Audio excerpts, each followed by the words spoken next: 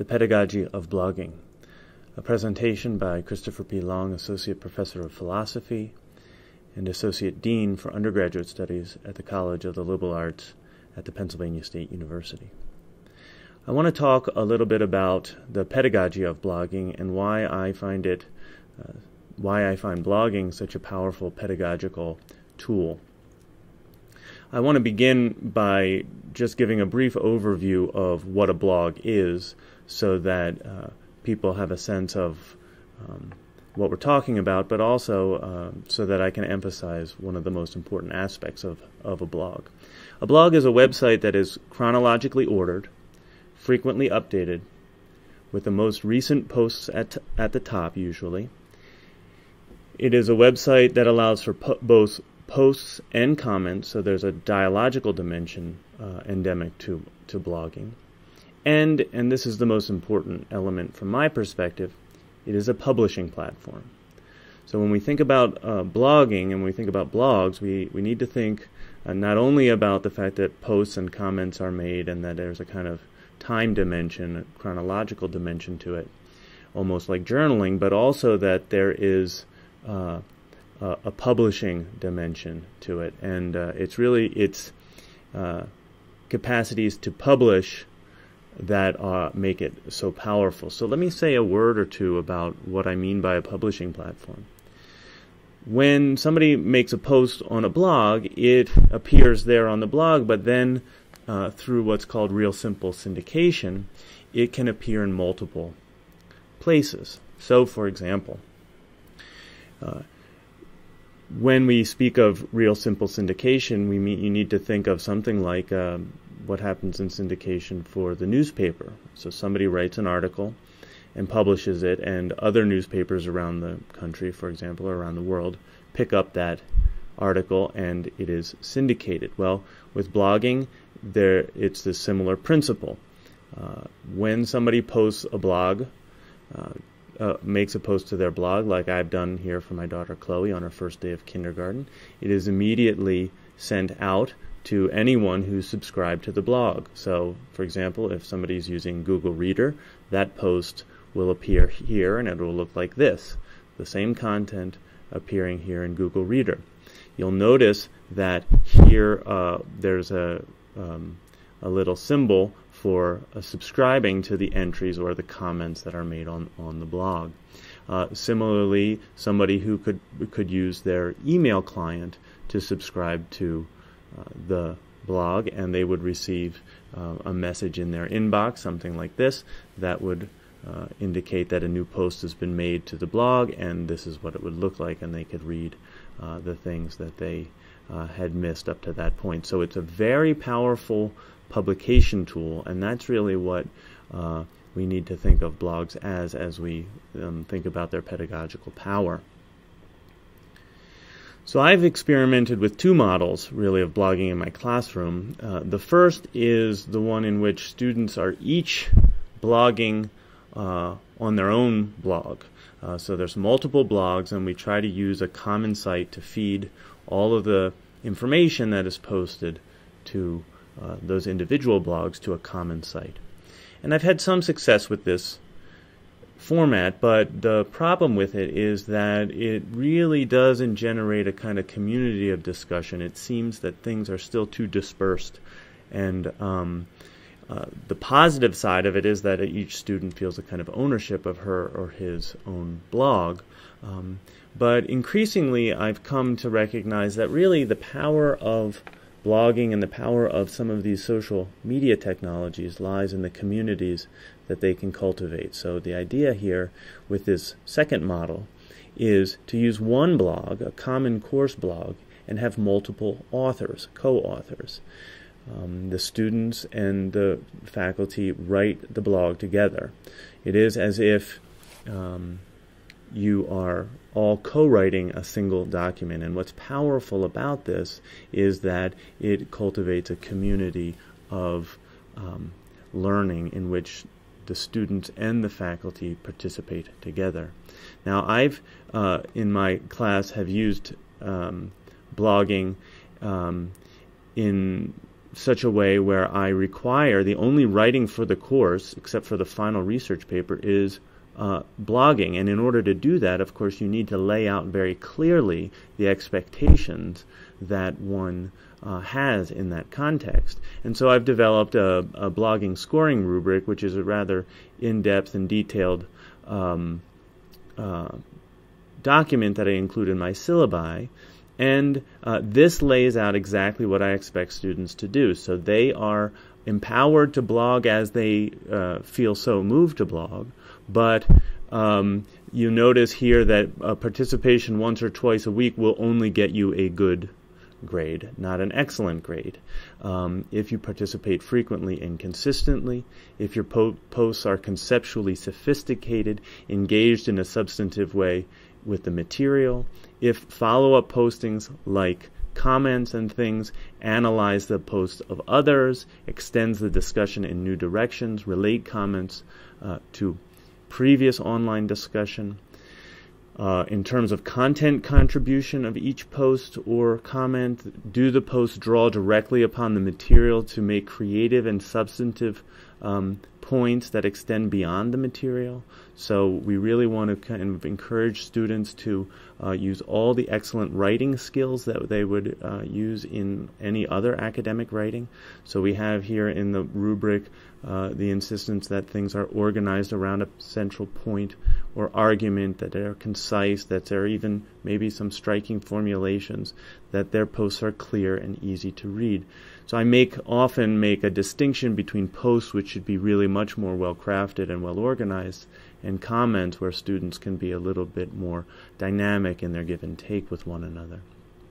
Of course, we expect on the blog also the use of references, the use of links, and so I have a dimension of connection and support here. So it's really the way that I'm using the blog in the classroom is driven by this scoring rubric, and it is a situation in which we have certain kinds of expectations of students, but students are empowered to blog as they see fit. And I think that this really adds a kind of engagement on the level of the students that is quite empowering, and I've had some good success with that with my students.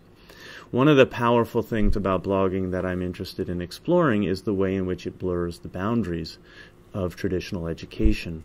So it certainly blurs the boundary between student and teacher when the students are empowered to write as they are so moved, and the teacher is no longer sort of prescribing a specific assignments.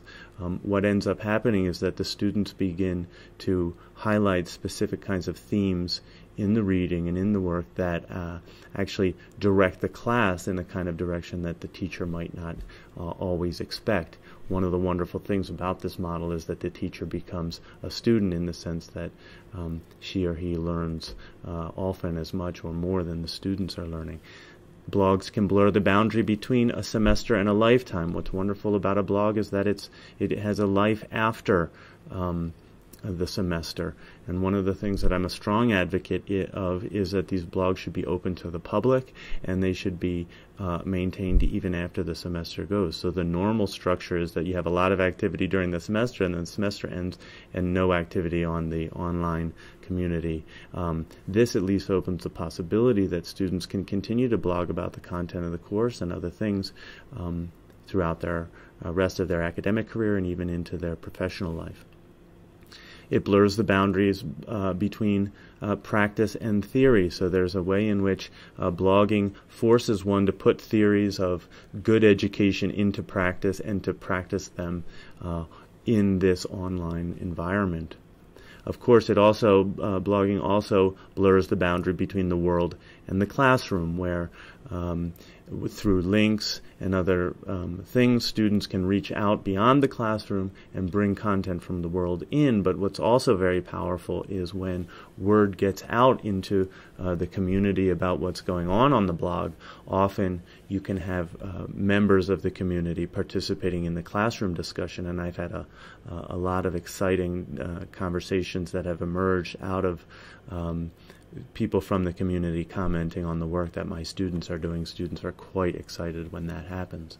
So blogs can blur the boundaries of traditional education, and they can do this by the fact that they're always accessible to everyone, that they are continuing, they're always sort of on, and what they involve is continuing engaged authoring by students and faculty. They have a dialogical dimension because there's commenting. You can use the blog to host podcasts, to host video, and I've had a lot of success with having group projects where my students did weekly roundup podcasts for my class, where they highlighted blog posts and aspects of the reading and in-class discussion in a podcast, 5 to 7 minute podcast, where we really have a summary of what we've done that week, and it really sets us up for a successful week the next week. And also we have then an ongoing kind of artifact of what we've been doing that semester.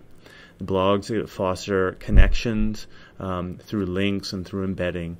And of course, it's possible to publish to and from a blog, as I emphasized before when I talked about the importance of the blog as a publishing platform. So I hope you're beginning to see the power of the pedagogy of blogging. Students are encouraged to cultivate a diversity of modes of expression. In writing, they write posts, they write comments. We can encourage speaking and all the kinds of skills associated with speaking by having them do podcasts and hosting the podcasts on the blog.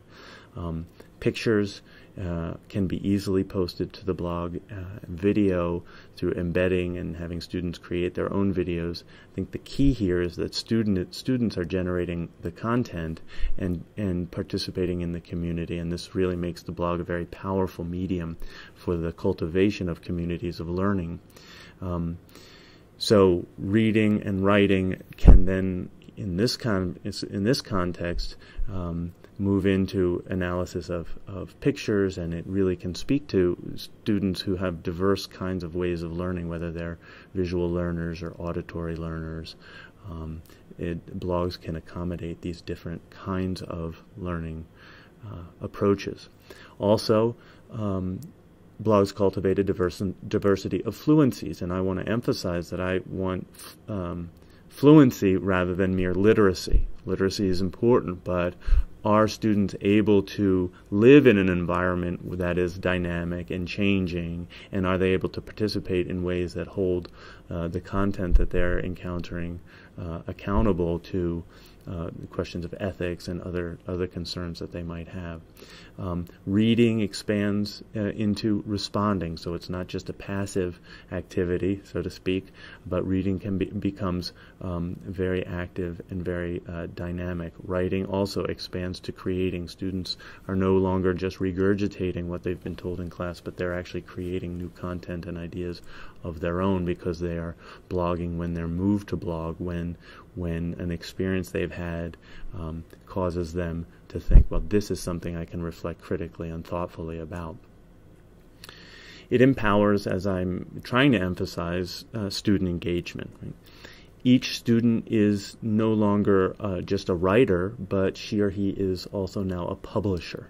So students need to be thinking about how their words have an impact on reality, and how they can, when they are dispersed in a wide-ranging way, can really have an impact on how people think and act.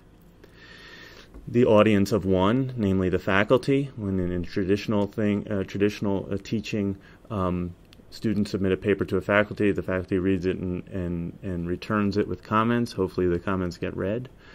Here, the audience of one becomes an infinite audience across time and space. Students can respond to each other. People from the community can respond to each other. I've had some luck with classes from other universities where we've had students talking together on the blog through the commenting, and so there's a whole a lot more feedback that students have in this context. It also can foster dynamic interaction among peers and can cultivate community this way. Right? And when it's done correctly and well, I think the community of voices can amplify. We really have a wonderful service at Penn State called Voices at Penn State, and this is a way for us, as you can see here, to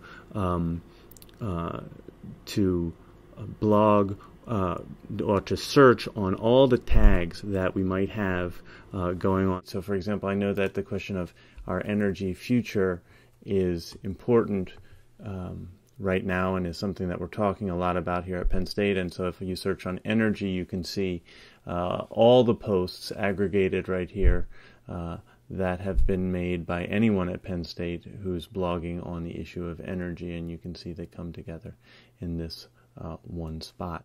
So in the end, really, these facets, this capacity to cultivate a dynamic community of learning marks the power of the pedagogy of blogging. Thank you.